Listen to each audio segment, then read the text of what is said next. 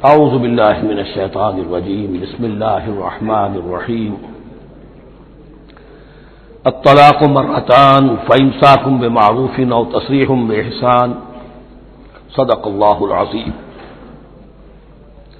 پچھلی نشست میں جو مضامین آئے تھے ان میں سے ایک کے بارے میں مجھے احساس ہوا کہ میں نے ایک بات شروع کی تھی لیکن نامکمل رہ گئی۔ آیت الاختلاف کے بارے میں نے عرض کیا تھا کہ وحدت ادیان کے فلسفے کا ایک جز صحیح ہے، ایک غلط ہے۔ صحیح جز کی وضاحت تو ہو گئی کہ یہ تمام جتنے بھی دنیا میں مذاہب ہیں اور دین ہیں یہ سب اسی دین حق سے نکلی ہوئی شاخیں ہیں۔ دین حق سے پگڈنڈیاں مڑی ہیں، صراط مستقیم سے پگڈنڈی مڑی ہے، کوئی بہت دور نکل گئی اور اس کا یوں سمجھیے کہ پہچانی ہوئی صورت بھی پہچانی نہیں جاتی، اتنی دور ہو گئی کہ اس کا اس دین حق کے ساتھ اب کوئی رشتہ نظر ہی نہیں آتا۔ کچھ اتنے دور نہیں ہوئے، قدر قریب رہے، لیکن سب کی بنیاد ایک ہے۔ ظاہر بات ہے کہ حضرت آدم کی نسل سے بات شروع ہوئی ہے، حضرت آدم کی اولاد ایک ہی امت تھی، یہ تفرقے جو بھی ہوئے بعد میں ہوئے۔ تو وحدت ادیان اس اعتبار سے صحیح ہے کہ دنیا میں تمام ادیان، تمام نظام، تمام مذاہب جو ہیں وہ در حقیقت ایک ہی دین حق کی بگڑی ہوئی شکلیں ہیں، بدلی ہوئی شکلیں ہیں، لیکن اسی سے نکلی ہوئی شاخیں ہیں جنہوں نے شکلیں اپنی بدل لی ہیں۔ غلط حصہ یہ کہ اب جو یہ سب کچھ موجود ہے ان کو ایک کہنا یہ جہالت ہے۔ اب ان کو ظاہر بات ہے کہ ان کی شکلیں اتنی ہو چکی ہیں مختلف ایک دوسرے سے، اور اتنی ان میں تحریفات ہو چکی ہیں، اتنا تغیر و تبدل ہو چکا ہے کہ اب ان کو ایک کہنا موجودہ شکل میں یہ در حقیقت فتنہ ہے اور جہالت ہے۔ دوسری بات جو آخری مضمون آیا تھا 28ویں رکوع میں، دیکھیے اس کی ایک تمہید ہے، وہ سمجھ لیجئے۔ انسانی تمدن کا اہم ترین اور بنیادی ترین مسئلہ کیا ہے تمدن کا؟ ایک ہے انسانی زندگی کا مسئلہ۔ انسانی زندگی کا سب سے پہلا مسئلہ وہی ہے کہ جو حیوانی زندگی کا بھی ہے، اپنی مادی ضروریات، پیٹ کھانے کو مانگتا ہے، سب سے پہلے یہی ہے، اس میں کوئی شک نہیں۔ لیکن اس کے بعد جب دو انسان ملتے ہیں اور اس سے تمدن شروع ہوتا ہے، اس کا سب سے بڑا مسئلہ ہے انسان کی شہوت۔ اللہ نے دو جنسیں بنا دی ہیں، مرد ہیں، عورت ہیں، اور ان دونوں کے درمیان تعلق سے نسل آگے چلتی ہے۔ اب اس معاملے کو کیسے ہارنس کیا جائے، کیسے منظم کیا جائے، یہ جذبہ بہت پوٹنٹ ہے۔ جو فرائڈ نے کہا ہے، بس وہ یوں سمجھیے کہ ذرا زیادہ مرچ مسالہ لگا دیا، ورنہ اس میں کوئی شک نہیں کہ یہ بہت ہی پوٹنٹ جذبہ ہے انسان کا۔ انسٹنکٹ جو ہے، سیکس کا انسٹنکٹ، وہ بہت مضبوط ہے، بہت قوی ہے۔ لیکن جو شے جتنی قوی ہو اتنا ہی اسے پھر، جو گھوڑا جتنا منہ زور ہو اتنا ہی اس کو لگام دینا جو ہے وہ آسان نہیں ہوتا، اس کے لیے پھر مشقت کرنی پڑتی ہے۔ تو اب اگر تو اس سیکس کو اوپن کر دیا جاتا، کھلا سیکس، فری سیکس، آج کل یہ لفظ استعمال ہوتا ہے، فری سیکس، کیوس ہوتا، تمدن میں فساد ہو جاتا۔ اس کے لیے شادی کا معاملہ کہ ایک عورت کا ایک مرد کے ساتھ رشتہ رہے، سب کو معلوم ہو کہ یہ اس کی بیوی ہے، یہ اس کا شوہر ہے، تاکہ اس طریقے سے نسب کا معاملہ بھی چلے اور ایک خاندانی ادارہ وجود میں آئے۔ ورنہ تو خاندانی ادارہ بس کیسے وجود میں آئے گا؟ فری سیکس میں تو خاندانی ادارہ وجود میں آ ہی نہیں سکتا۔ تو شادی کا، نکاح کا یہ رشتہ جو ہے یہ اللہ تعالیٰ نے اختیار کیا اور یہ انسانوں کو سکھایا۔ اب اس میں مرد اور عورت کیا بالکل برابر ہیں؟ اس سے بڑی حماقت کوئی نہیں، اس لیے کہ کسی بھی ادارے کے دو برابر کے سربراہ نہیں ہو سکتے۔ اتنی موٹی بات ہے کہ اگر آپ کسی ایک محکمے کے دو ڈائریکٹر بنا دیں، بات غلط ہو جائے گی، خراب ہو جائے گی۔ ایک ڈائریکٹر، مینیجنگ ڈائریکٹر، دوسرے 10 ڈائریکٹر بنا دیجیے آپ، لیکن اوپر ایک ہوگا، جنرل مینیجر ایک ہوگا، ڈپٹی مینیجر 10 رکھ دیجیے۔ ہر ادارے میں اگر نظم قائم کرنا ہے تو ایک اوپر ٹاپ پر ہونا چاہیے۔ لہذا جب ایک مرد اور ایک عورت، مرد اور عورت انسان ہونے کے ناطے بالکل برابر ہیں، ایک ہی باپ کے نطفے سے بیٹا بھی ہے، بیٹی بھی ہے، ایک ہی ماں کے رحم میں بھائی نے بھی پرورش پائی ہے اور بہن نے بھی، اس اعتبار سے وہ برابر ہیں۔ شرف انسانیت میں، نوع انسانی کی حیثیت سے، human dignity and honour, they share both equally, absolutely equally. لیکن جب ایک مرد اور ایک عورت مل کر خاندان کے بنیاد رکھتے ہیں تو اب یہ برابر نہیں رہے۔ جیسے انسان سب برابر ہیں لیکن چپڑاسی اور افسر برابر نہیں ہے، اس کے کچھ اور اختیارات ہیں، اس کے کچھ اور اختیارات ہیں، اس کے کچھ اور فرائض ہیں، اس کے کچھ اور فرائض ہیں۔ اس طریقے سے اس رشتے کے معاملے میں اور یہ بھی نوٹ کر لیجئے کہ یہی وجہ اس قدر تفصیل کے ساتھ سب سے پہلے احکام قرآن میں دیے جا رہے ہیں اسی آئلی قوانین کے متعلق. لیکن تمدن کی جڑ بنیاد یہ ہے، یہاں سے خاندان بنتا ہے، اور خاندانوں کے اجتماع کا نام معاشرہ ہے. خاندان کا نظام، اب ہمارا پاکستانی جو معاشرہ ہے، اگر ہماری 14 کروڑ تعداد ہے اس وقت، 7 افراد ایک خاندان کے اگر آپ شمار کر لیں تو آپ سمجھیے اتنے خاندان ہماری دنیا میں اس وقت موجود ہیں. 2 کروڑ خاندان ہیں، ان خاندانوں پر مشتمل ہے. خاندان کا ادارہ مستحکم ہوگا، معاشرہ مستحکم ہو جائے گا. خاندان کے ادارے میں صلاح ہوگی، فلاح ہوگی، معاشرے میں صلاح و فلاح آئے گی. وہاں فتور ہوگا، فساد ہوگا، بے چینی ہوگی، ظلم ہوگا، ناانصافی ہوگی، وہاں کنفلکٹس ہوں گے، میاں اور بیوی میں جھگڑے ہو رہے ہوں گے تو اولاد کی پھر وہاں تربیت صحیح نہیں ہو سکتی، ان کی تربیت میں منفی چیزیں شامل ہو جائیں گی. تو یہ ساری چیزیں جس کی وجہ سے بڑی تفصیل سے قرآن مجید میں احکام دیے گئے ہیں آئلی قوانین. ان میں جہاں تک یہ معاملات ہے، طلاق کا معاملہ ہے، اس میں برابر نہیں ہے. شادی کرنے میں عورت کو بھی حق ہے، وہ شادی سے انکار کر دے، جبر نہیں کیا جا سکتا. ایک مرتبہ وہ نکاح میں آ گئی ہے تو اب شوہر کا پلڑا بھاری ہے. شوہر اسے طلاق دے سکتا ہے، اگر ظلم کے ساتھ دے گا اللہ کے ہاں جواب دہی کرے گا اور سب پکڑ ہو جائے گی، لیکن اختیار ہے. وہ خود طلاق نہیں دے سکتی، البتہ طلاق حاصل کر سکتی ہے خلا جسے ہم کہتے ہیں. وہ عدالت کے ذریعے سے، بڑوں کے ذریعے سے، رشتہ داروں کے ذریعے سے خلا کرے، لیکن طلاق دینے کا حق اس کو برابر نہیں ہے مرد کی طرح. اسی طرح اگر ایک طلاق دی تھی مرد نے اور اب یہ عدت پوری نہیں ہوئی ہے، وہ بؤولتہن احق بردہن، اب وہ کہے تو نے طلاق دے دیا، میں تیرے گھر میں بسنے کو تیار نہیں ہوں، نہیں. اختیار مرد کا ہے، عدت کے اندر 3 مہینے کے اندر وہ اس کو واپس لے سکتا ہے. اس کو طلاق رجعی کہتے ہیں. یہ تمام چیزیں ایسی ہیں کہ بہرحال خواتین کو اچھی نہیں لگتی. اور آج کی دنیا میں تو جو یہ مرد و عورت کی مساوات کا سلسلہ ہے، یہ شیطان کا سب سے بڑا فلسفہ اور معاشرے میں فساد اور گندگی پیدا کرنے کا اس کا سب سے بڑا ہتھیار ہے.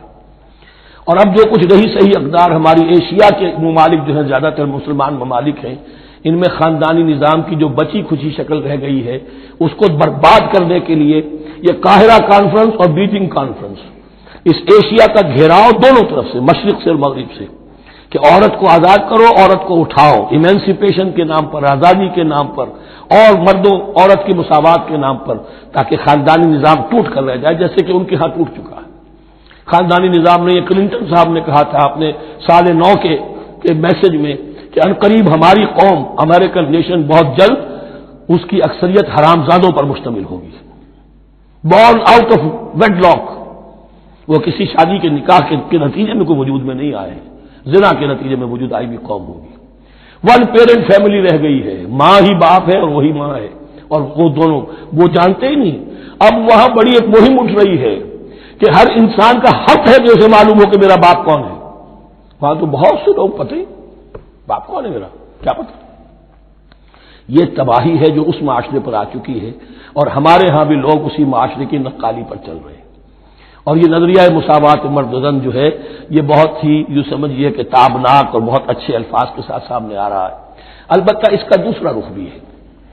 اسلام نے عورت کو جو حقوق دیے ہیں بدقسمتی سے ہم مسلمانوں نے وہ بھی ان کو نہیں دیے. اس کی وجہ یہ ہے کہ ہمارے اوپر ہمارا ہانٹ کر رہا ہے ہمارا ہندوانہ پس منظر. ہندوؤں کے معاشرے میں عورت کی کوئی حیثیت نہیں، نہ اس کی وراثت کا حق ہے، نہ وہ بیوہ ہو جائے تو جینے کا حق تھا اس کو، وہ تو پھر ستی ہو جانا چاہیے اس کو، اس کے لیے تو زندگی کا حق بھی نہیں ہے، وراثت تو بہت دور کی بات رہی، کوئی پراپرٹی کا کوئی سوال نہیں، کسی طرح کی کوئی حیثیت نہیں، کوئی لیگل اینٹی نہیں. لیکن ہم مسلمان تو ہو گئے، ہمارے آباء و اجداد، تربیت ہوئی نہیں، لہذا ہمارے اوپر وہی تصورات ہیں. عورت کو جو ہے پاؤں کی جوتی کی طرح سمجھنا، یہ جو کچھ ہم کر رہے ہیں ان کے جائز حقوق بھی انہیں نہیں دیتے. اس کے نتیجے میں ہم جو مغرب کا ہم پر حملہ ہے اس کو مؤثر کرنے میں گویا ہم مدد دے رہے ہیں. اگر ہم اپنی خواتین کو وہ حقوق نہیں دیں گے، اگر ان کے لیے جو اللہ نے جو مقرر کیا ہے وہ انہیں نہیں دیا جائے گا، تو ظاہر بات ہے کہ رد عمل میں پھر جو یہ نعرے ہیں اور بڑے خوشنما جو دعوت اٹھتی ہے وہ لازماً انہیں کھینچ کر لے جائے گی. تو اس طرف بھی خیال رکھیے. اور ہمارے ہاں دیندار گھرانوں میں خاص طور پر یہ بات ہوتی ہے، اس کو سمجھنا چاہیے کہ عورتوں کے کیا حقوق ہیں، ان کی دلجوئی کتنی کرنی چاہیے. حضور نے کیا فرمایا ہے؟ خیرکم خیرکم لأہلہ وانا خیر لأہلی، خیر منکم لأہلی. تم میں سے بہترین لوگ وہ اپنے گھر والوں کے لیے اچھے ہوں، بہترین لوگ وہ ہیں. ان کے حقوق کا لحاظ ہو، ان کے ساتھ سلوک ہو، ان کی دلجوئی ہو، ان کے احساسات کا بھی پاس کیا جائے۔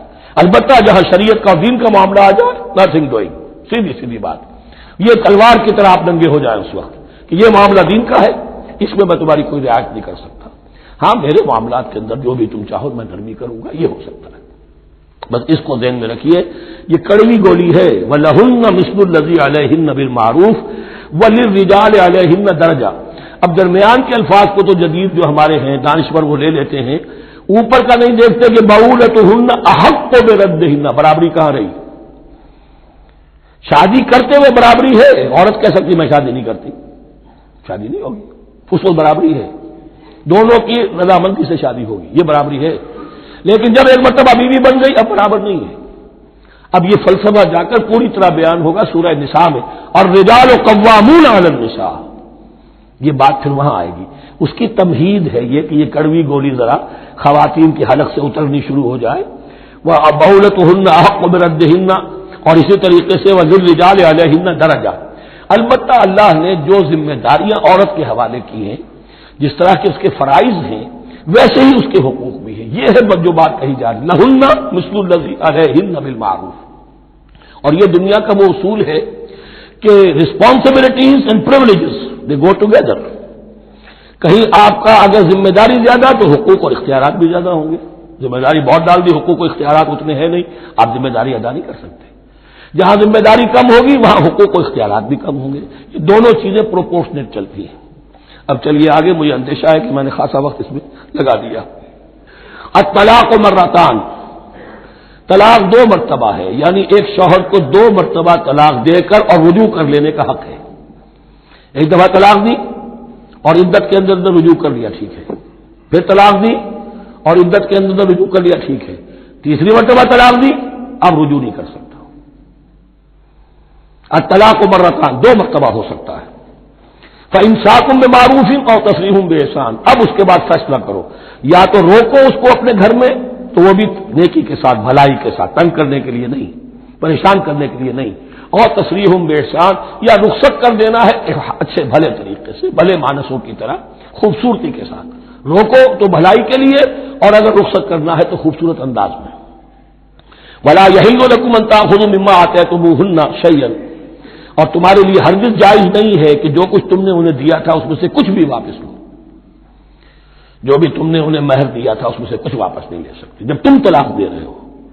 ہاں اگر عورت طلاق مانگے تو اسے اپنے مہر میں سے کچھ چھوڑنا پڑے گا، یہ دوسری بات ہے، لیکن جب بر طلاق دے رہا ہے تو پھر وہ نہیں روک اس میں سے جو بھی کچھ دیا ہو، یہاں تک کہ آیا ہے کہ اگرچہ تم نے ان کو احداہن قنطارا، سونے کے ڈھیر دیے ہوں، ان میں سے بھی کچھ نہیں لے سکتے واپس۔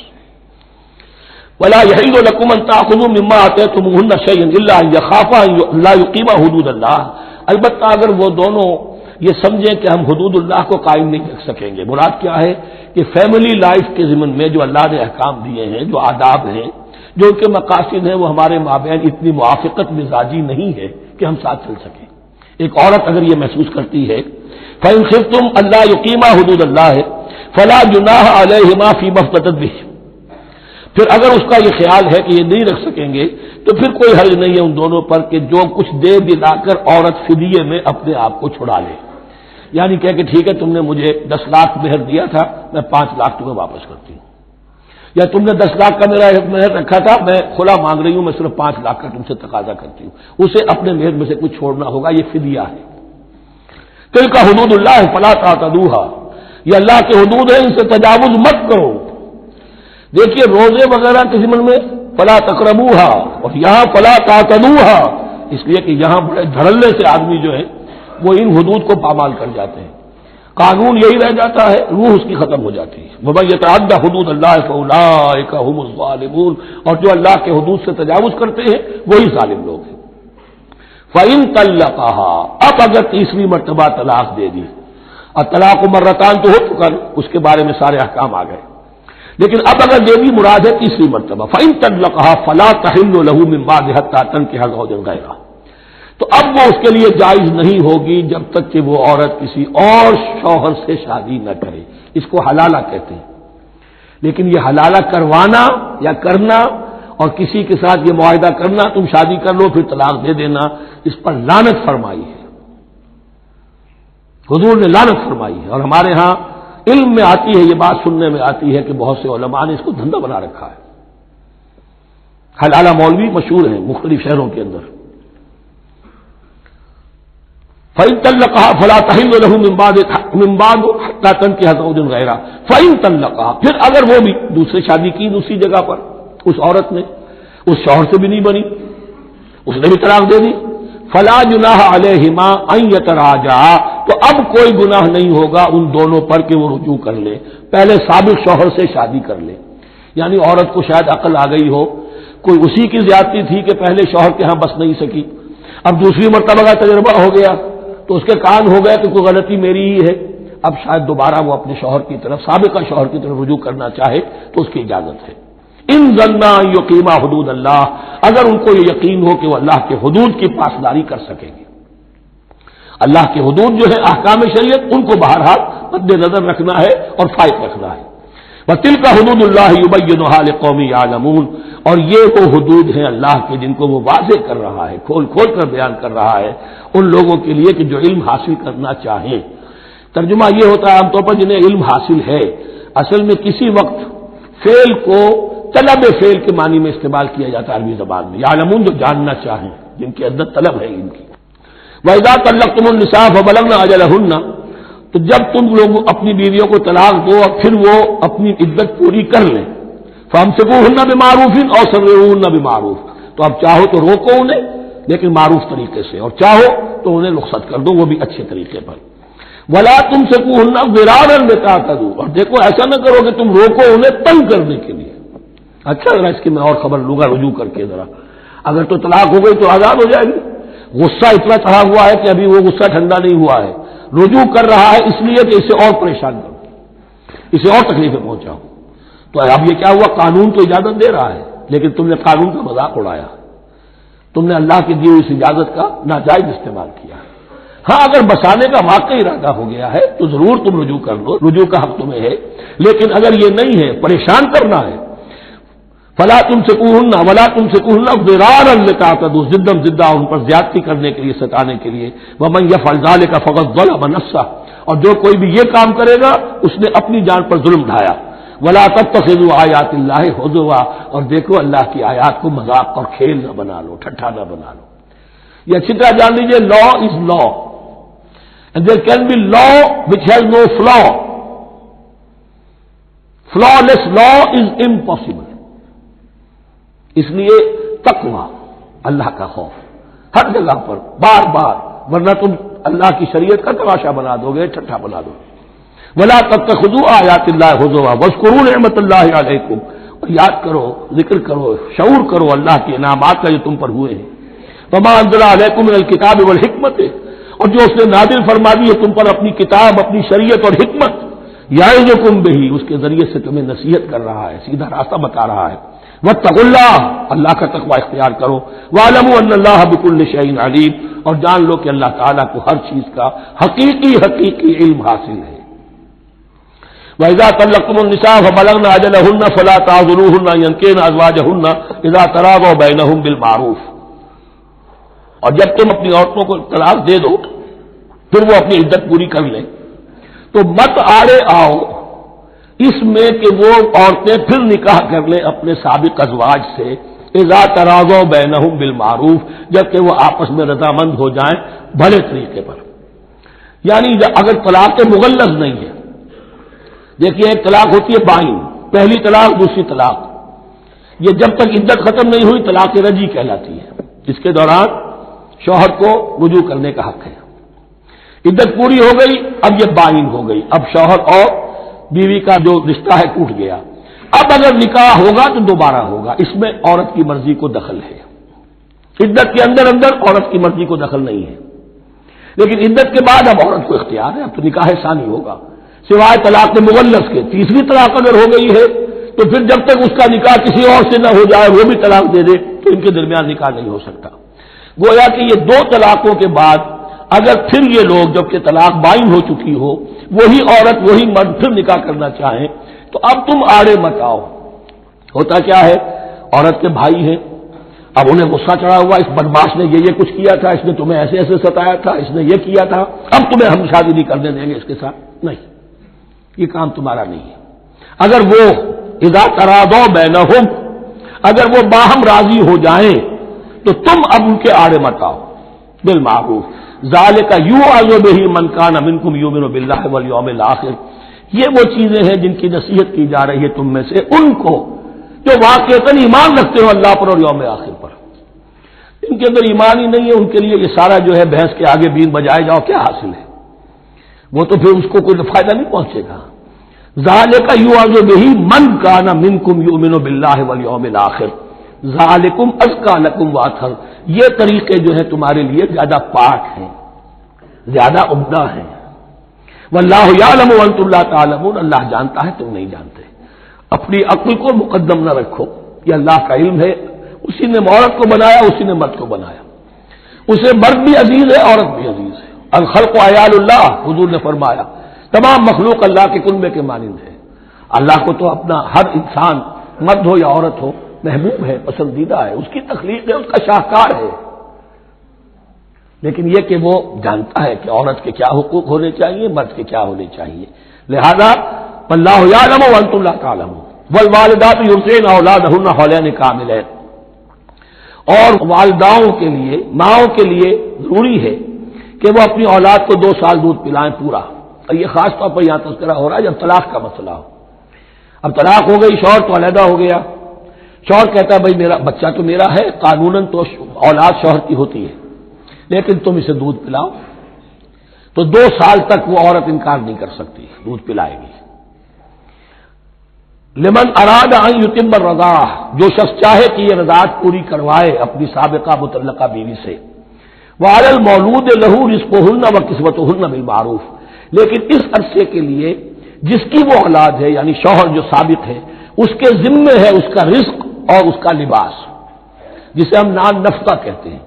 2 سال اگر اس نے دودھ پلانا ہے اس ماں نے، مطلقہ ماں نے اپنے طلاق دینے والے شوہر کے بیٹے کو یا بیٹی کو، تو اب اس عرصے کے دوران اس کا نان نفقہ اس کے ذمے ہے، باپ کے ذمے ہے، بالمعروف، بڑے طریقے سے، یعنی یہ کہ ایسا نہ ہو کہ ہے تو کروڑ پتی لیکن اب وہ اس کو بیوی کو مطلقہ کو وہ دینا چاہے نان نفقہ اپنی خادماؤں کی طرح کا، نہیں، وہ ہونا چاہیے معروف طریقے پر۔ لا تکلف نفس الا وسعها، کسی پر ذمہ داری نہیں ڈالی جاتی مگر اس کی وسعت کے مطابق۔ لا تضار والدۃ بولدہا، نہ تو تکلیف پہنچائی جائے والدہ کو اپنے بچے کی وجہ سے، ولا مولود لہ بولدہ، نہ جس کا وہ اولاد ہے، جس کا وہ بیٹا یا بیٹی ہے یعنی باپ، نہ اس کو تکلیف پہنچائی جائے، کوئی لا ضرر ولا ضرار، حضور کی حدیث ہے، دونوں کے ساتھ منصفانہ سلوک کیا جائے۔ وعلی الوارث مثل ذلک، اب فرض کیجیے وہ شخص جو تھا طلاق دینے والا وہ تو مر گیا، تو وارث کے ذمے، اس کا جو وارث ہے اس کے ذمے نان نفقہ رہے گا، اس کے اپنے مرحوم والد کی اگر اولاد اس کی کسی متعلقہ بیوی کے پاس ہے 2 سال تک دودھ پلانے کے لیے۔ فإن ارادہ فصالا، اب یہ بھی ہو سکتا ہے کہ وہ دونوں جو ہے کہے کہ سب میں تو دودھ نہیں پلاتی، یا یہ کہ وہ شوہر چاہے ان تراض منہما، دونوں راضی ہو جائیں کہ میں دودھ نہیں پلواتی، دودھ چھڑوا دیجیے، وتشاور، آپس میں رضامندی اور مشورے سے، فلا جناح علیہما، اس میں بھی کوئی حرج نہیں۔ اگر دودھ چھڑوانا چاہیں، وہ کسی اور سے دودھ پلوانا چاہتے ہیں، کوئی دایا رکھ لی ہے اس سے دودھ پلوانا چاہتا ہے، ٹھیک ہے، لیکن ہونا چاہیے جبر نہ ہو، ماں پر جبر نہ ہو، ان تراض منہما، دونوں کی رضامندی سے، وتشاور، اور مشورے سے، فلا جناح علیہما، تو پھر ان دونوں پر کوئی حرج نہیں ہے، اذا سلمتم ما آتیتم بالمعروف، جب کہ تم اس کی ماں کو وہ سب کچھ دے دو جس کا کہ تم نے اسے وعدہ کیا تھا۔ یہ نہ ہو کہ نان نفقے کو بچانے کے لیے اب تم کہو درمیان میں کہ چھوڑو جی مجھے تو سستی عورت مل رہی ہے دودھ پلا سکتی ہے، نہیں۔ وَإِنْ أَرَدتُّمْ أَن تَسْتَرْضِعُوا أَوْلَادَكُمْ فَلَا جُنَاحَ عَلَيْكُمْ، اگر تم چاہو کسی اور سے اب دودھ پلوانا، رضاعت کروانا، تو اس میں بھی کوئی حرج نہیں۔ فَلَا جُنَاحَ عَلَيْكُمْ إِذَا سَلَّمْتُمْ مَا آتَيْتُمْ بِالْمَعْرُوفِ، جبکہ ان کی ماں، اس کی ماں کو تم دے چکو جو کچھ کہ تم نے طے کیا تھا معروف اور بھلے طریقے پر۔ واتقوا اللہ، اور اللہ کا تقوی اختیار کرو، واعلموا ان اللہ بما تعملون بصیر، اور جان لو کہ جو کچھ تم کر رہے ہو اللہ اسے دیکھ رہا ہے۔ والذین یتوفون منکم ویذرون ازواجا، اور وہ کہ جو تم میں سے وفات پا جائیں اور وہ چھوڑ جائیں بیویاں، یتربصن بانفسہن، اب یہ عدت جو تھی ایک تھی طلاق کی عدت، وہ 3 ماہواریاں آ جانا، 3 مہینے کا اندازن، اور ایک ہے جو فوت ہو گیا، اور بیوہ کی عدت کیا ہے؟ والذین یتوفون، جو تم میں سے وفات دے دیے جائیں، منکم تم میں سے، ویذرون ازواجا، پیچھے بیویاں چھوڑ گئے ہوں، یتربصن بانفسہن 4 اشہر وعشرہ، وہ روکے رکھیں اپنے نفسوں کو 4 مہینے اور 10 دن، 4 مہینے 10 دن تک ایک جو بیوہ عورت ہے وہ کوئی اور نکاح نہیں کر سکتی، 4 مہینے 10 دن۔ فَإِذَا بَلَغْنَ أَجَلَهُنَّ، اور جب وہ اپنی اس مدت تک پہنچ جائیں، یعنی پوری ہو گئی مدت عدت کی، فَلَا جُنَاحَ عَلَيْكُمْ فِيمَا فَعَلْنَ فِي أَنفُسِهِنَّ، تو تم پر کوئی گناہ نہیں ہے اس معاملے میں جو وہ اپنے بارے میں کرے۔ اب وہ آزاد ہے، نکاح کر سکتی ہے۔ اب تم روکنا چاہو، ہماری ناک کٹ جائے گی، یہ بیوہ بیٹھ نہیں سکی، اس سے رہا نہیں گیا، نہیں، غلط بات، تمہارا کوئی اختیار نہیں۔ لا جناح علیکم فیما فعلن فی انفسہن بالمعروف، کرے نیک طریقے سے، بھلے طریقے سے، شریعت کے مطابق، قواعد شریعت کے مطابق، تو تمہارا اختیار نہیں ہے کہ روکو۔ واللہ بما تعملون خبیر، اور جو کچھ تم کر رہے ہو اللہ اس سے باخبر ہے۔ ولا جناح علیکم فیما عرضتم بہ من خطبۃ النساء واکننتم فی انفسکم، اب یہ انہی بیواؤں کا ذکر ہو رہا ہے، تم پر کوئی حرج نہیں ہے کہ جو تم اشارے میں کوئی بات اور پیغام دینا چاہو کسی بیوہ کو، اشارے کنائے میں، لیکن یہ کہ اس میں عدت کے دوران نکاح تو نہیں ہو سکتا، اشارے کنائے میں یہ کچھ بات کہی جا سکتی ہے کہ مجھے دلچسپی ہے، شاید میں کوئی بھی طریقہ اختیار کیا جائے۔ او اکننتم فی انفسکم، یا اپنے دلوں میں چھپائے رکھو، تو اللہ کو کوئی اعتراض نہیں۔ اس میں یہ کہ ظاہر بات ہے کہ ایک آدمی علم اللہ انکم ستذکرونہن، اللہ کے علم میں ہے تمہیں ان کا خیال تو آئے گا ہی، آخر یہ عورت تھی، بیوہ ہو گئی ہے، اب میں اس سے شادی کر سکتا ہوں، آپ کو رغبت ہے اس کی طرف نکاح کی، تو اب کوئی آدمی سوچے میرے دل میں خیال آ رہا ہے بیوہ کے بارے میں، میں تو گناہ گار ہو گیا، میرا دل گناہ گار ہو گیا، نہیں، یہ قانون فطرت ہے۔ علم اللہ انکم ستذکرونہن، اللہ کے علم میں ہے ان کا خیال تو تمہیں آئے گا ہی۔ ولکن لا تواعدوہن سرا، لیکن ایسا نہ کرو کہ ان سے معاہدہ کر لو خفیہ خفیہ، طے ہو جائے، بات پکی ہو جائے، سرا الا ان تقولوا قولا معروفا، سوائے اس کے کہ کوئی معروف بات کہہ دی جائے جس سے انہیں اشارہ مل جائے، بس۔ ولا تعزموا عقدۃ النکاح حتی یبلغ الکتاب اجلہ، اور مت باندھو گراہ نکاح کی جب تک کہ قانون شریعت اپنی مدت پوری نہ کر لے، یعنی عدت جب تک پوری نہ ہو جائے۔ اب یہاں دیکھیے حتی یبلغ الکتاب، کتاب سے مراد شریعت، قانون شریعت، کتاب سے مراد یہاں کیا ہے کہ جو بھی قانون آ چکا ہے کتاب کے اندر، 4 مہینے 10 دن کے بعد نکاح اس سے پہلے نہیں ہوگا۔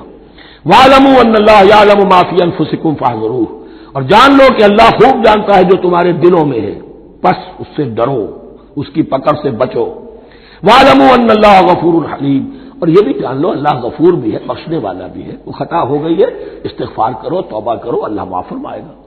اور حلیم ہے، وہ فوراً نہیں پکڑتا بلکہ ڈھیل دیتا ہے، مہلت دیتا ہے، اگر چاہو تو تم توبہ کر لو۔ لا جناح علیکم ان طلقتم النساء ما لم تمسوهن او تفرضوا لهن فریضہ، تم پر کوئی گناہ نہیں ہے کہ تم ایسی بیویوں کو طلاق دے دو کہ جن کو نہ تو تم نے اب تک چھوا ہو اور نہ ان کے لیے مہر مقرر کیا ہو۔ یہ ہو جاتا تھا، نکاح جو ہے بچپن میں بھی کر دیے جاتے تھے، لیکن ابھی کوئی نوبت نہیں آئی ہے، نکاح تو ہو گیا لیکن نہ کوئی مہر مقرر ہوا ہے، نہ کوئی ان کی ملاقات ہوئی ہے، تو اگر ایسا کرو گے تو تم طلاق دے سکتے ہو۔ وَمَتِّعُوهُنَّ، لیکن شرافت کا تقاضا یہ ہے کہ جو لڑکی تم سے منسوب رہی ہے، اب اگر وہ رشتہ توڑ رہے ہو تو اسے کچھ دے دلا کر، اسے کچھ نہ کچھ متاع، کچھ سامان دنیاوی دے کر۔ مَتِّعُوهُنَّ عَلَى الْمُوسِعِ قَدَرُهُ وَعَلَى الْمُقْتِرِ قَدَرُهُ، جو وسعت والا ہے، جس کو کشائش حاصل ہے، غنی ہے، وہ اپنی حیثیت کے مطابق، اور جو تندست ہے وہ اپنی حیثیت کے مطابق۔ متاعًا بالمعروف، اور یہ ساز و سامان دینا جو ہے یہ بھی بھلے انداز میں ہو، ایسا نہ ہو جو خیرات دی جا رہی ہو۔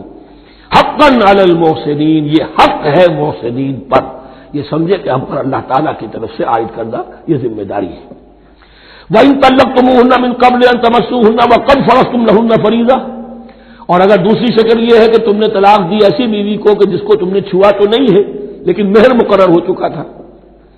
فنصف ما فرضتم، تو اب آدھا مہر جو ہے جو تم نے فرض کیا تھا، جو طے کیا تھا، اس کا آدھا تو تمہیں دینا ہی دینا ہے. الا یعفونا، الا یہ کہ وہ معاف کر دیں، ہمیں آدھا بھی نہیں چاہیے، یا چلیے ہمیں چوتھائی دے دیجیے. اور یعفو الذی بیدہ عقدۃ النکاح، یا وہ اس کے اندر جو ہے سخاوت سے کام لے کہ جس کے ہاتھ میں نکاح کی گرا ہے. گرا تو مرد کے ہاتھ میں، وہ کھول سکتا ہے، عورت طلاق دے نہیں سکتی. لہذا کیوں نہ ایسا کرو کہ تم پورا ہی مہر دے دو.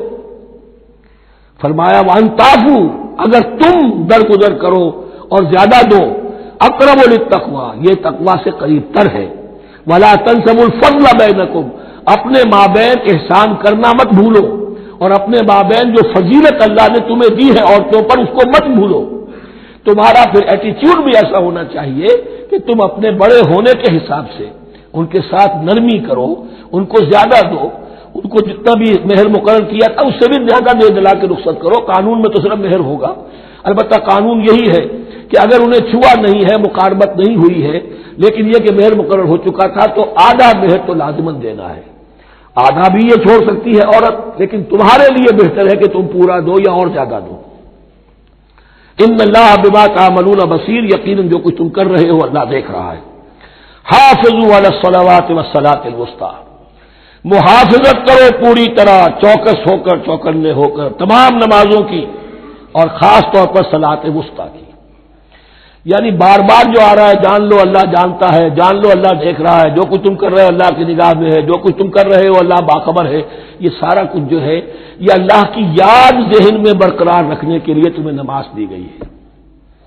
5 وقتہ تم حاضر ہو، دنیا کے کاروبار سے نکلو اور آ کر پھر عہد اللہ سے اپنا جو ہے، یہ جو حفیظ کا ایک شعر ہے، آؤ سجدے میں گرے لوح جبین تازہ کریں، سرکشی نے کر دیے دھندلے نقوش بندگی. آؤ سجدے میں گرے لوح جبین تازہ کریں. یہاں پر جو ہمارا بندگی کا نقش تھا سرکشی کی وجہ سے وہ دھندلے ہو گئے ہیں.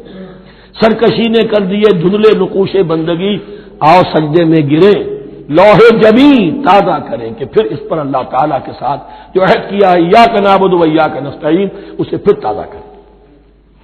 حافظوا علی الصلوات والصلاۃ الوسطی، صلاۃ وسطی کے بارے میں بہت سے اقوال ہیں، لیکن عام طور پر اس سے مراد عصر کی نماز لی گئی ہے. دن میں 2 نمازیں اس سے پہلے ہیں، فجر ہے، ظہر ہے، 2 پھر بعد میں ہے، مغرب عشاء ہے. وقوموا للہ قانتین، اور کھڑے ہوا کرو اللہ کے سامنے پورے ادب کے ساتھ. یعنی ایک تو رکوع ہے جس میں جھکنا ہے، سجدہ ہے جھکنے کی انتہا ہے، قیام بھی قنوت کے ساتھ ہو، معلوم ہو کہ ایک بندہ اپنے آقا کے سامنے کھڑا ہے. اس کے کھڑے ہونے کے انداز میں بھی معلوم ہو کہ تواضع ہے، عجز ہے. فَإِنْ خِفْتُمْ فَرِجَالًا أَوْ رُكْبَانًا، اور اگر تم خوف کی حالت میں ہو تو چاہے پیادہ چلتے ہوئے، سفر کرتے ہوئے، دشمن پیچھا کر رہا ہے، آپ کہیں جا رہے ہیں تو چاہے اب رکیں گے نماز پڑھیں گے تو وہ تعاقب میں قریب آ جائے گا، تو رجالن چلتے ہوئے، یا کہیں جلدی جانا ہے اور وہاں پر ابھی فوری طور پر حملہ کرنا ہے تو اس میں یہ ہے کہ جنگ کی حالت میں یہ رعایتیں ہیں. چلتے ہوئے اور رکبانہ یا سوار ہونے کی حالت میں بھی نماز پڑھی جا سکتی ہے. فَإِذَا أَمِنْتُمْ، لیکن پھر جب امن میں ہو جاؤ، فَاذْكُرُوا اللَّهَ كَمَا عَلَّمَكُمْ، پھر اللہ کو یاد کرو جیسے کہ تمہیں اس نے سکھایا ہے. کس نے سکھایا ہے؟ محمد الرسول اللہ نے. صلو کما رأیتمونی اصلی، نماز پڑھو جیسے کہ تم مجھے دیکھتے ہو میں نماز پڑھتا ہوں. وہ ہے اللہ کا سکھایا ہوا. اس لیے کہ یہ بھی ثابت ہے روایات سے کہ حضرت جبرائیل نے آ کر حضور کو نماز پڑھائی ہے. 2 دن پڑھائی ہے. ایک دن 5 نمازیں اول وقت میں پڑھائی، دوسرے دن 5 نمازیں آخری وقت میں پڑھائی، اور بتا دیا کہ ان نمازوں کا وقت ان اوقات کے دوران ہے. تو معلم جو ہے حضور کے نماز کے معاملے میں حضرت جبرائیل ہے، اور اب حضور جو ہے پوری امت کے لیے معلم ہے. فَإِذَا أَمِنْتُمْ فَاذْكُرُوا اللَّهَ كَمَا عَلَّمَكُم مَّا لَمْ تَكُونُوا تَعْلَمُونَ، جو کچھ تم نہیں جانتے تھے اللہ نے تمہیں سکھایا ہے. وَالَّذِينَ يَتَوَفَّوْنَ مِنكُمْ وَيَذَرُونَ أَزْوَاجًا، اور پھر دوبارہ لوٹ کر معاملہ آ رہا ہے بیواؤں کا، اور جو لوگ تم میں سے وفات دے دیے جائیں اور وہ چھوڑ جائیں پیچھے بیویاں، وصیۃ لازواجہم متاع الی الحول غیر اخراج، تو اپنی بیویوں کے لیے وصیت لازمن کریں 1 سال تک کے لیے نان نفقے کی، اور بغیر اس کے کہ انہیں گھروں سے نکالا جائے. اب یوں سمجھیے اس کو، ایک شخص فوت ہوا، 4 بیویاں ہیں، ایک کے ہاں اولاد تھی، بیٹا تو اسی کا ہے، باقی 3 تو اس کی جو ہیں سوتیلی مائیں ہیں۔ ایک ماں کو تو وہ اپنی ماں سمجھ کر اس کی خدمت کرے گا، باقی 3 کو لائبلٹی سمجھے گا۔ تو فرمایا ایسا نہ ہو کہ فوراً نکال دو کہ جاؤ اپنا راستہ لو، جس سے تمہاری شادی تھی وہ گیا۔ 1 سال کے لیے انہیں گھر سے نہ نکالا جائے اور ان کا دان نفقہ دیا جائے۔ لیکن یہ بھی اصل میں تھا وصیت کا، جب یہ قانون آئے گا وراثت کا تو اس سے پہلے کے لیے، جیسے کہ والدین کے لیے کہا گیا تھا وصیت کرو، ایسے بیویوں کے لیے بھی کرو۔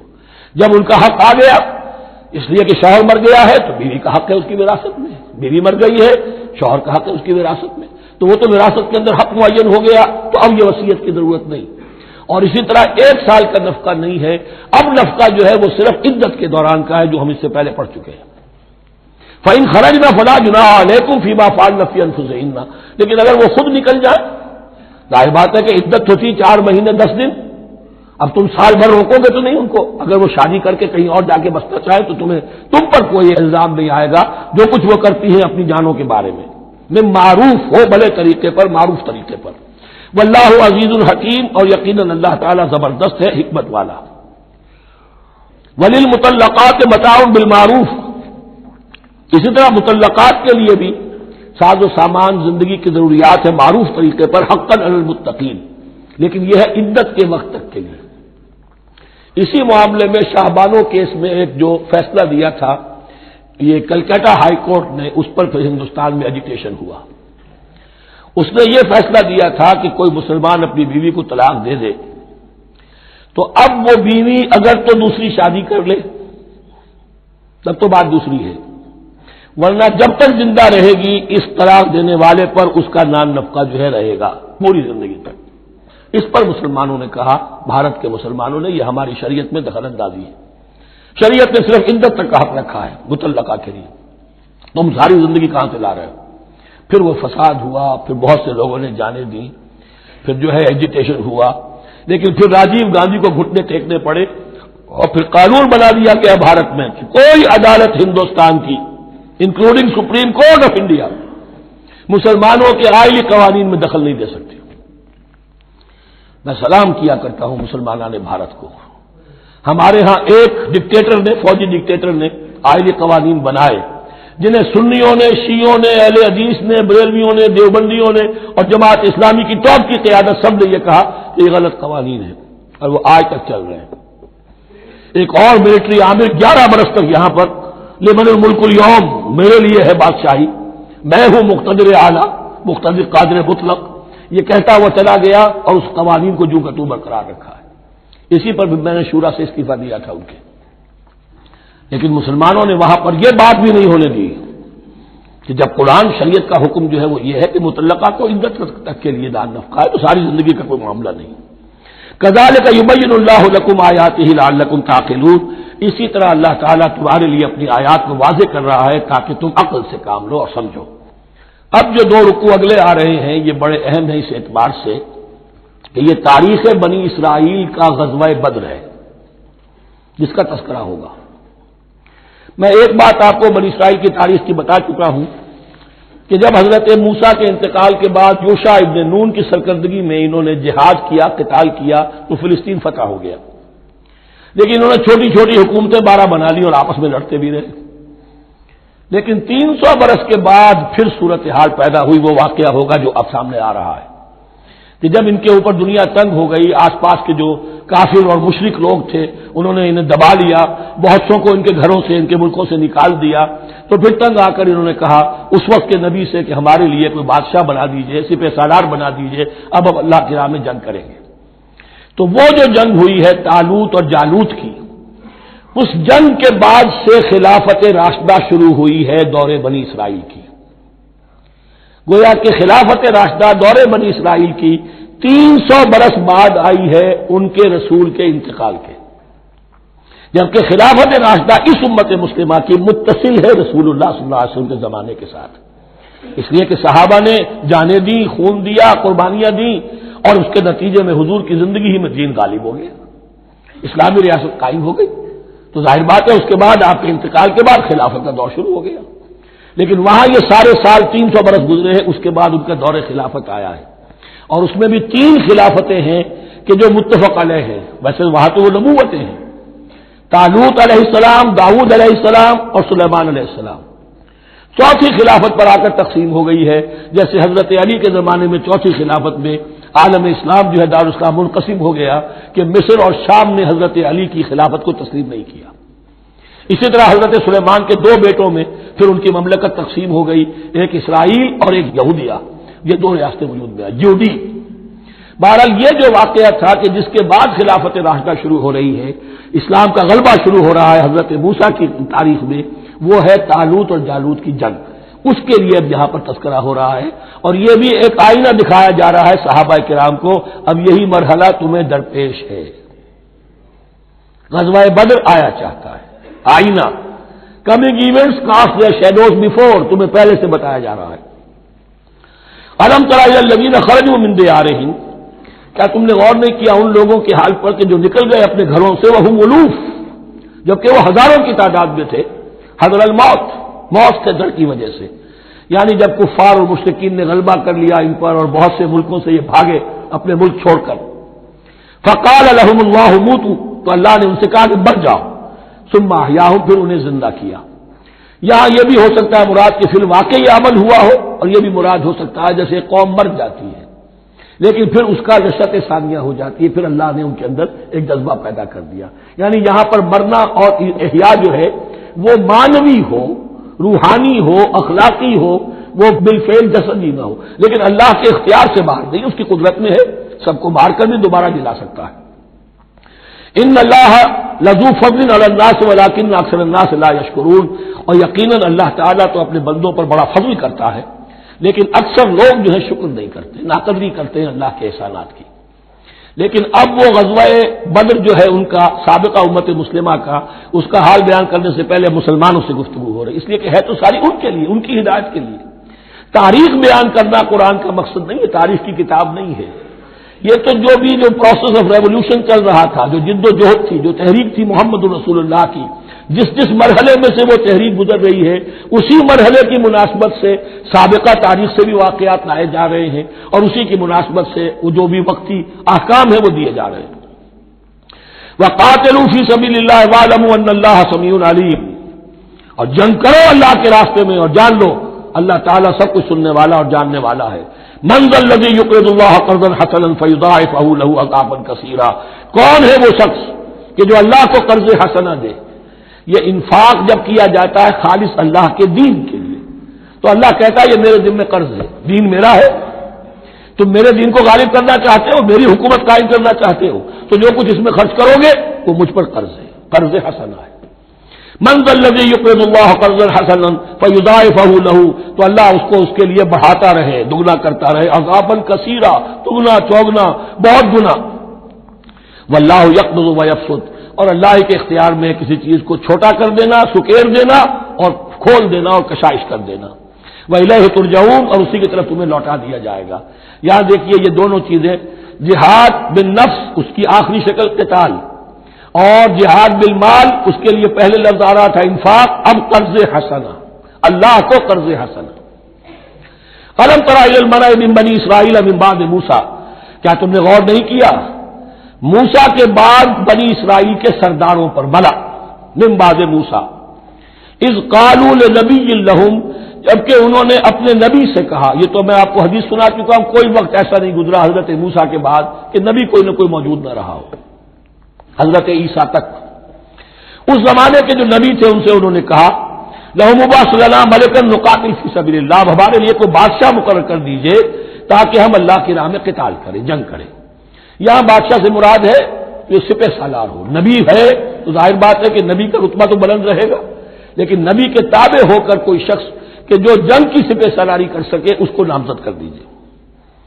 قال هل عصیتم ان كتب علیکم القتال الا تقاتلوا، جو نبی تھے یہ سموئیل نبی تھے، سموئیل، یہ آپ اولڈ ٹیسٹمنٹ میں پڑھیں گے سموئیل نبی، انہوں نے کہا کہ اس کا بھی اندیشہ ہے کہ جب جنگ فرض کر دی جائے اللہ تقاتلوا، پھر تم جنگ نہ کرو، یعنی ابھی تو بڑے تمہارے دعوے ہیں، بہادری دکھا رہے ہو، بڑا جوش و خروش ہے، کہیں ایسا تو نہیں ہوگا کہ ادھر سے میں اللہ تعالیٰ سے اجازت بھی لوں جنگ کی اور تمہارے لیے کوئی سپہ سالار یا بادشاہ بھی بنا دوں اور پھر تم جنگ سے نکل جاؤ۔ قالوا وما لنا الا نقاتل فی سبیل اللہ، ان کا کیا کیسے ممکن ہے کہ ہم اللہ کی راہ میں قتال نہ کریں؟ وقد اخرجنا من دیارنا وابنائنا، جبکہ ہمیں نکال دیا گیا ہمارے گھروں سے اور ملکوں سے اور اپنے بیٹوں سے، یعنی ان کی اولاد کو تو انہوں نے غلام بنا لیا، ان کی عورتوں کو باغیاں بنایا، اب یہ تو نکلے ہوئے ہیں اپنے ملکوں سے خوف سے بھاگے ہوئے۔ فلما كتب عليهم القتال، تو جب ان پر وہ جنگ فرض کر دی گئی، تولوا الا قليلا منهم، تو پیٹھ پھیر گئے سب کے سب سوائے کچھ لوگوں کے۔ یہ گویا کہ تنبیہ کی جا رہی ہے، مسلمانوں تم بھی بہت کہتے رہے ہو کہ حضور ہمیں جنگ کی اجازت ملنی چاہیے، ہم کب تک یہ ظلم سہیں گے، لیکن ایسا نہ ہو دیکھو اب جب جنگ کا حکم آئے، اب پڑھ چکے ہم وہ آیت كتب عليكم القتال وهو كره لكم، اب اچھی نہیں لگ رہی جنگ، جان تو پیاری ہے، تو اب دکھا دیا گیا وہاں بھی یہ ہوا۔ واللہ علیم بالظالمین، اور اللہ ایسے ظالموں سے خوب باخبر ہے۔ وقال لهم نبیہم، اور ان سے کہا ان کے نبی نے، ان اللہ قد بعث لكم طالوت ملکا، تمہارے لیے اللہ تعالی نے طالوت کو بادشاہ مقرر کیا ہے۔ ان کا نام تورات میں آیا ہے سول یا ساؤل، SAUL۔ اب یہ سمجھ میں نہیں آتا، ہو سکتا ہے کہ اصل نام ساؤل ہو، لیکن چونکہ وہ بہت قداور تھے، طول قداور، اس لیے ان کا ایک صفاتی نام ہو طالوت۔ قرآن مجید نے صفاتی نام لیا ہے کہ وہ بہت قداور تھے۔ قالوا اللہ یکون لہ الملک علینا، اب انہوں نے کہا کیسے ہو سکتا ہے کہ اسے بادشاہت ملے ہمارے اوپر، ونحن احق بالملک منہ، ہمیں زیادہ حق حاصل ہے اس کے مقابلے میں کہ ہمیں بادشاہی دی جائے۔ ولم یؤت سعۃ من المال، وہ تو مفلس ہے، اسے تو اللہ نے کوئی زیادہ دولت دی نہیں ہے، کیونکہ ان کے معیار تو یہی تھے جو دولت مند ہے وہی صاحب عزت ہے۔ قال ان اللہ اصطفاہ علیکم، اب نبی نے کہا اب جو چاہو کہو، اللہ نے اس کو چن لیا ہے تم پر، یہ فیصلہ اب ہو چکا، اللہ کا فیصلہ ہے، ڈیوائن ججمنٹ ہے، ڈیوائن ڈیسیجن ہے، کین ناٹ بی ریووکڈ۔ وزادہ بسطۃ فی العلم والجسم، اور اسے کشادگی عطا کی ہے علم اور جسم دونوں چیزوں میں، قداور ہے، طاقتور ہے، اور اسی طریقے سے علم اور فہم دیا ہے۔ تم دولت دیکھتے ہو، اللہ نے چنا ہے ان دو چیزوں کی بنا پر، جسمانی طاقت، جسمانی قوت، اس دور میں ظاہر بات ہے اس کی بہت ضرورت تھی، اور دوسرے یہ کہ اسے علم دیا ہے، فہم دیا ہے، سمجھ دی ہے، دانش دی ہے۔ واللہ یؤتی ملکہ من یشاء، اور اللہ تعالیٰ جس کو چاہتا ہے اپنی بادشاہت دے دیتا ہے۔ واللہ واسع علیم، اللہ بہت سمائی والا ہے، واسع، اس کی وسعت جو ہے وہ اتھا ہے، اور علیم، اور سب کچھ واسع علیم، جاننے والا ہے، یعنی وہ جس کو جو کچھ دیتا ہے بربدائے علم دیتا ہے، کون اس کا مستحق ہے۔ وقال لهم نبيهم ان آیۃ ملکہ ان یاتیکم التابوت فیہ سکینۃ من ربکم وبقیۃ مما ترک آل موسیٰ وآل ہارون تحملہ الملائکہ، اور ان سے کہا ان کے نبی نے کہ طالوت کی بادشاہت کی ایک نشانی یہ ہوگی کہ وہ صندوق جو تمہارے سے جاتا رہا چھن چکا ہے، جس میں سکینہ ہے، تمہارے لیے تسکین کا سامان ہے تمہارے رب کی طرف سے، اور بقیت مما ترک آل موسیٰ و آل ہارون، اور کچھ تبرکات ہیں جو آل موسیٰ اور آل ہارون کے اس صندوق میں رکھے ہوئے ہیں، تحملہ الملائکہ، وہ ملائکہ کی تحویل میں ہے۔ اب ان کی بادشاہی کی علامت کے طور پر وہ صندوق تمہارے پاس واپس آ جائے گا۔ اصل میں یہ تابوت سکینہ جو ہے یہ ان کا ایک بڑا لکڑی کا صندوق ہے، اب بھی ہے، ان کا دعویٰ ہے کہ موجود ہے، اور مسجد اقصیٰ کے نیچے جو سرنگ ہے اس میں موجود ہے۔ بعض ذرائع سے فوٹو لے کر بھی انہوں نے ڈاکومنٹری فلم بھی ابھی دکھا دی ہے کہ موجود ہے۔ نبوکدنضر نے جب گرایا تھا 586 قبل مسیح میں، جو حضرت سلیمان کا بنایا ہوا ہیکل تھا، اس کے تہخانے میں وہ رہتا تھا، اور وہیں پر جو ربائی تھے وہاں موجود تھے، ربانیین، تو جب گرایا گیا ہے اس کو ہیکل کو تو اسی میں وہ دب گئے ہیں، لیکن وہ چاروں طرف سے جو بھی تہخانہ تھا بند ہو گیا ہوگا، اور وہاں پر ان کی لاشیں بھی ہیں اور تابوت سکینہ بھی ہے۔ لیکن ہوا یہ تھا کہ جب ان کے پڑوسی ملکوں نے انہیں شکستیں دی تو وہ تابوت سکینہ بھی چھین کر لے گئے۔ اب اس میں گویا کہ ان کے لیے بہت بڑی بات تھی کہ ان کے لیے کم سے کم ایک دل کی روحانی تسکین کا سامان تھا۔ ہمارے پاس حضرت موسیٰ کے تبرکات ہیں، عصائے موسیٰ اس میں ہے، رکھا ہوا ہے، اب بھی ہے۔ اسی طریقے سے اس میں وہ جو جن تختیوں پر تورات لکھی ہوئی دی گئی تھی حضرت موسیٰ کو، وہ موجود ہے، ان کے کہنے کے مطابق اب بھی ہے۔ تو اس طریقے سے ان کے لیے تسکین ہوتی تھی، جیسے ایک مسلمان کو خانہ کعبہ کو دیکھ کر تسکین ہوتی ہے، تو فرمایا اس میں تمہارے لیے سکینت بھی ہے اور تمہارے آل موسیٰ اور آل ہارون کے تبرکات بھی ہیں. تحملہ الملائکہ اس وقت وہ ملائکہ کی تحویل میں ہوا یہ کہ جہاں وہ تابوت لے گئے ان کے دشمن وہاں پلیگ آ گئی. انہوں نے سمجھا کوئی نحوست ہے اس کے اندر جس کی وجہ سے پلیگ آ گئی ہے. انہوں نے ایک چھکڑے کے اوپر اس کو رکھا اور بیلوں کو ہانک دیا, جاؤ جدھر جانا ہے. تو حضرت سموئیل نے ان سے کہا کہ طالوت کا اللہ کی طرف سے نامزد کیے جانا ایک علامت اس کی یہ ہوگی کہ وہ تمہاری تسکین کا سامان جو تم سے چھن گیا تھا ان کے عہد عمارت میں یا ان کے عہد ملوکیت میں تمہیں واپس مل جائے گا, اور وہ فرشتوں کی تحویل میں ہے. تو ایک روز وہ چھکڑا جو ہے وہ لیے ہوئے وہ تابوت ان کے ہاں پہنچ گیا. ان فی ذلک لآیۃ لکم ان کنتم مؤمنین, یقیناً اس میں تمہارے لیے نشانی ہے اگر تم ماننے والے ہو. فلما فصل طالوت بالجنود, اب جب حضرت طالوت اپنے لشکروں کو لے کر چلے, ان میں سے جو لوگ تو انکار کر گئے رہ گئے, جو لوگ چلے ساتھ ان کو لے کر چلے. قال ان اللہ مبتلیکم بنہر, انہوں نے فرمایا اپنے لشکر والوں سے اللہ تعالیٰ تمہاری ایک آزمائش کرے گا ایک نہر سے, دریا سے. یہی جو ہے جارڈن ریور جارڈن, اس کو کراس کر کے پھر حملہ کرنا تھا. فلما فصل طالوت بالجنود, تو جب طالوت اپنے لشکروں کو لے کر چلے, قال ان اللہ مبتلیکم بنہر, تو انہوں نے کہا کہ اللہ تعالیٰ تمہاری آزمائش کرے گا ایک دریا سے یعنی دریائے اردن. فمن شرب منہ فلیس منی, جو اس میں سے پیٹ بھر کر پانی پیے گا وہ مجھ میں سے نہیں ہے. ومن لم یطعمہ فانہ منی, جو اس میں سے پانی نہیں پیے گا وہ میرا ساتھی ہے. الا من اغترف غرفۃ بیدہ, سوائے اس کے کہ کوئی صرف اپنے چلو سے کچھ وہ ایک گھونٹ لے لے. یہ اصل میں ہر کمانڈر کے لیے ضروری ہوتا ہے کہ کسی بھی بڑی جنگ سے پہلے اپنے ساتھیوں کا مورال دیکھے, ڈسپلن کی حالت دیکھے. تو جیسے حضور نے بھی غزوہ بدر سے قبل مشاورت کی تھی کہ مسلمانوں ایک لشکر آ رہا ہے جنوب سے کیل کانٹے سے لیس, اور ایک قافلہ آ رہا ہے شمال سے, اور اللہ نے ان دو میں سے ایک کا وعدہ کیا تمہیں ضرور ملے گا, بتاؤ کدھر چلے. اندازہ ہو گیا کچھ لوگ جو کمزوری دکھا رہے تھے انہوں نے کہا چلے جی پہلے قافلہ لوٹ لے, اور جو لوگ تھے باہمت انہوں نے کہا جو حضور آپ کی ارادہ جو آپ کا منشا ہو. تو یہاں بھی انہوں نے اس سے ٹیسٹ کیا ہے کہ آیا وہ میرے حکم کی پابندی کرتے ہیں یا نہیں کرتے. فشربوا منہ, تو ان سب نے بہتوں نے پیا اس میں سے خوب جی بھر کر. الا قلیلا منہم, سوائے ان میں سے بہت کم تعداد میں. فلما جاوزہ هو والذین آمنوا معه, تو جب گزرے اس دریا کے پار اترے وہ اور وہ لوگ جو ان کے ساتھ ساتھیہ اہل ایمان رہ گئے تھے. یعنی پہلی سکریننگ پہلے ہو چکی تھی جو قتال ہی کے منکر ہو گئے تھے, اور اس کے بعد دوسری ہو گئی ہے کہ جو اس چھلنی میں سے نہیں نکل سکے, وہ پانی پی کر بے سدھ ہو گئے. یہ ایسا ہی ہے جیسے غزوہ احد میں حضور صلی اللہ علیہ وسلم کے ساتھ 1000 آدمی مدینے سے نکلے تھے اور پھر عین وقت پر 300 آدمی ساتھ چھوڑ کر چلے گئے.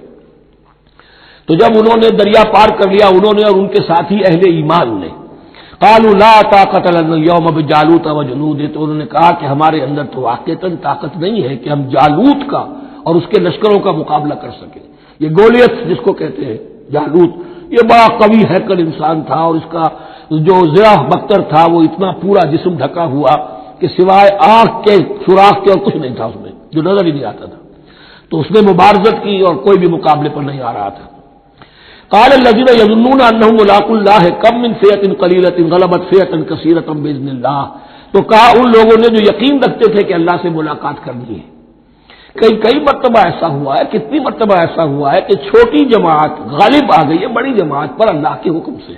یعنی آگے بڑھو, ہمت کرو, اپنی جو ہے کم ہمتی کا ثبوت نہ دو, اللہ تعالیٰ کی نصرت سے اللہ کی مدد سے تمہیں فتح حاصل ہو جائے گی. واللہ مع الصابرین, اللہ تو صابروں کے ساتھ ہے. فلما برزوا لجالوت وجنودہ, تو جب وہ سامنے آئے جالوت اور اس کے لشکروں کے, برزا ظاہر ہو جانا, سامنے آمنے سامنے آ جانا. اب ادھر ان کا لشکر ہے طالوت علیہ السلام کا, اور ادھر وہ جالوت کا لشکر ہے. قالوا, اب انہوں نے دعا کی, ربنا افرغ علینا صبرا, اے اللہ ہم پر صبر اڈھیل دے. یہ افرغ کا لفظ ہوتا ہے کسی برتن سے پانی اس طرح گرا دینا کسی کے اوپر کہ وہ برتن خالی ہو جائے, گھڑوں پانی ڈال دینا یا کچھ اور برتن میں سے. افرغ علینا صبرا, ہم پر صبر اڈھیل دے, صبر کی بارش فرما دے. ربنا افرغ علینا صبرا وثبت اقدامنا, اور ہمارے قدموں کو جما دے. وانصرنا علی القوم الکافرین, اور ہماری مدد فرما ان کافروں کے مقابلے میں. یہی دعا گویا کہ تلقین کی جا رہی ہے اہل ایمان کو کہ جب بدر کے موقع پر تمہارا مقابلہ ہوگا تو تمہیں یہ دعا کرنی چاہیے، فَهَزَمُوهُمْ بِإِذْنِ اللَّهِ، تو انہوں نے بھگا دیا ان کو اللہ کے حکم سے، اللہ کے اذن سے، اللہ کی مشیت سے۔ وَقَتَلَ داؤد جالوت، اور قتل کیا جالوت کو داؤد نے۔ یہ داؤد جو ہے تورات سے معلوم ہوتا گڈریے تھے، جنگلوں میں رہتے تھے اپنی بھیڑیں بکریاں لے کر، اور ان کے پاس ایک گوپیا ہوتا تھا، اس گوپیے کے اندر پتھر رکھ کر اس کو گھما کر وہ مارتے تھے، لیکن نشانہ اتنا صحیح تھا کہ اس سے وہ کہتے تھے کہ میں شیروں کے جبڑے توڑ دیتا ہوں۔ جب کبھی شیر آتے ہیں میرے بھیڑوں بکریوں کے گلوں پر حملے کے لیے، تو جب وہ آ گئے اتفاق سے، جب لشکر آمنے سامنے تھے، ادھر جالوت للکار رہا ہے کوئی میرے مقابلے میں، ادھر سب کے سب سہمے کھڑے ہیں، کوئی آگے نہیں نکل رہا۔ یہ حضرت داؤد آ گئے اتفاقاً، کہا معلوم ہوا کیا سچویشن ہے، یہ ہے کہ اچھا ٹھیک ہے، میں اس غیر مختون کا میں معاملہ کرتا ہوں، اس لیے کہ یہ ان کے یہاں سب سے بڑی گالی تھی۔ حضرت ابراہیم کی ملت میں ہے ختنہ، اور یہ جو کفار اور مشرک تھے ان کے یہاں ختنہ نہیں تھی، تو نامختون ہونا ان کے ہاں یہ سب سے بڑی گالی تھی۔ اس نامختون کا پھر جو ہے میں اس کو کیفر کردار تک پہنچاؤں گا، میرے پاس یہ گوپیا ہے اور میں تو شیروں کے جبڑے توڑ دیا کرتا ہوں۔ انہوں نے پھر وہ پتھر رکھ کر اور گھمایا ہے، اور سیدھا وہ آنکھ کے سوراخ سے اس کے بھیجے کے اندر اتر گیا، اور اس طریقے سے قتل داؤد و جالوت، داؤد نے جالوت کو قتل کیا، اور اللہ تعالیٰ نے پھر ان کو جو براتی عطا کیے، وَآتَاهُ اللَّهُ الْمُلْكَ وَالْحِكْمَةَ وَعَلَّمَهُ مِمَّا يَشَاءُ۔ ایک تو یہ کہ طالوت علیہ السلام نے اپنی بیٹی کا نکاح ان سے کر دیا، داماد ہو گئے، اور پھر انہی کو وارث بنایا، یہ بادشاہ ہوئے۔ اللہ نے ان کو ہی ملک دیا، حکومت دی، بادشاہت دی، اور حکمت بھی دی، نبوت بھی دی، یہ دونوں اعتبارات سے ان کو اللہ تعالیٰ نے سرفراز فرمایا۔ وَعَلَّمَهُ مِمَّا يَشَاءُ، اور پھر اسے سکھایا جو کچھ کہ اللہ نے چاہا۔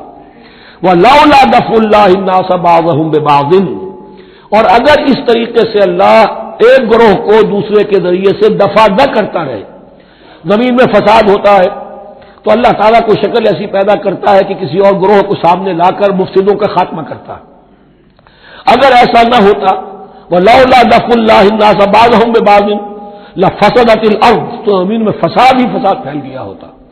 اللہ تعالیٰ نے ان جنگوں کے ذریعے سے ہر بڑا فرعون جو آتا، ہر فرعون موسیٰ، اللہ تعالیٰ نے کوئی نہ کوئی اس کے لیے علاج تجویز کیا ہوا ہے۔ وَلَوْلَا دَفْعُ اللَّهِ النَّاسَ بَعْضَهُم بِبَعْضٍ لَفَسَدَتِ الْأَرْضُ وَلَٰكِنَّ اللَّهَ ذُو فَضْلٍ عَلَى الْعَالَمِينَ، لیکن اللہ تعالیٰ تو تمام جہانوں پر بڑا فضل کرنے والا ہے۔ تِلْكَ آیاتُ اللَّهِ نَتْلُوهَا عَلَيْكَ بِالْحَقِّ، یہ اللہ کی آیات ہیں جو ہم پڑھ کر آپ کو سنا رہے ہیں حق کے ساتھ۔ یہ قول گویا کہ حضرت جبرائیل کی طرف منسوب ہوگا، یہ اللہ کی آیات ہیں اے مسلمانوں، اے محمد صلی اللہ علیہ وسلم، جو ہم آپ کو سنا رہے ہیں حق کے ساتھ۔ وَإِنَّكَ لَمِنَ الْمُرْسَلِينَ، اور یقیناً اے محمد صلی اللہ علیہ وسلم آپ رسولوں میں سے ہیں۔ تِلْكَ الرُّسُلُ فَضَّلْنَا بَعْضَهُمْ عَلَى بَعْضٍ، ایک بہت اہم قانون بیان ہو رہا ہے، ان رسولوں میں سے ہم نے بعض کو بعض پر فضیلت دی ہے۔ یہ میں پہلے بیان کر چکا ہوں کل، تفریق بین الرسول کفر ہے، تفضیل یہ قرآن سے ثابت ہے، کوئی افضل ہے اور کوئی مفضول ہے، کسی کو کسی اعتبار سے فضیلت ہے، کسی کو کسی اور اعتبار سے فضیلت، جزوی فضیلت ہے مختلف لوگوں کی ہو سکتی ہے، کلی فضیلت تمام انبیاء اور رسول پر محمد رسول اللہ کو حاصل ہے۔ تِلْكَ الرُّسُلُ فَضَّلْنَا بَعْضَهُمْ عَلَى بَعْضٍ مِّنْهُم مَّن كَلَّمَ اللَّهُ، ان میں سے وہ بھی تھے جن سے اللہ نے کلام فرمایا، حضرت موسیٰ علیہ السلام۔ وَرَفَعَ بَعْضَهُمْ دَرَجَاتٍ، اور بعضوں کے اور کسی اعتبار سے درجات بڑھا دیے۔ وَآتَيْنَا عِیسیٰ ابْنَ مَرْیَمَ، اور ہم نے عیسیٰ ابن مریم کو البینات بڑے کھلے معجزے دیے، وَأَیَّدْنَاهُ بِرُوحِ الْقُدُسِ، اور ان کی مدد فرمائی حضرت جبرائیل کے ساتھ۔ وَلَوْ شَاءَ اللَّهُ مَا اقْتَتَلَ الَّذِينَ مِن بَعْدِهِم مِن بَعْدِ مَا جَاءَتْهُمُ الْبَيِّنَاتُ، لیکن اللہ چاہتا تو یہ آپس میں نہ لڑتے جھگڑتے، نہ یہودیوں کی آپس میں جنگیں ہوتی، نہ یہودیوں نصرانیوں کی ہوتی، نہ نصرانیوں کے فرقے ایک دوسرے سے لڑتے۔ وَلَوْ شَاءَ اللَّهُ مَا اقْتَتَلَ الَّذِينَ مِن بَعْدِهِم مِن بَعْدِ مَا جَاءَتْهُمُ الْبَيِّنَاتُ، اس کے بعد کہ ان کے پاس واضح تعلیمات آ چکی تھی۔ وَلَٰكِنِ اخْتَلَفُوا، لیکن انہوں نے اختلاف کیا۔ فَمِنْهُم مَّنْ آمَنَ وَمِنْهُم مَّنْ كَفَرَ، ان میں وہ بھی ہیں جو ایمان لے آئیں گے اور ان میں وہ بھی ہیں جو کفر پر اڑ گئے ہیں۔ وَلَوْ شَاءَ اللَّهُ مَا اقْتَتَلُوا، اگر اللہ چاہتا ان پر لازم کر دیتا، یعنی جبرن تکوینی طور پر، تو اختلاف نہ کرتے جھگڑتے نہ۔ وَلَٰكِنَّ اللَّهَ يَفْعَلُ مَا يُرِيدُ، لیکن اللہ تو کرتا ہے جو چاہتا ہے۔ اللہ نے جو دنیا کو اس حکمت پر بنایا ہے کہ یہ دنیا کی زندگی آزمائش ہے، آزمائش کے لیے آزادی دی ہے، تو جو شخص غلط راستے پر جانا چاہے اسے آزادی ہے، جو صحیح راستے پر آنا چاہے اسے آزادی ہے۔ بارک اللہ لی ولکم فی القرآن العظیم ونفعنی وإیاکم بالآیات والذکر الحکیم۔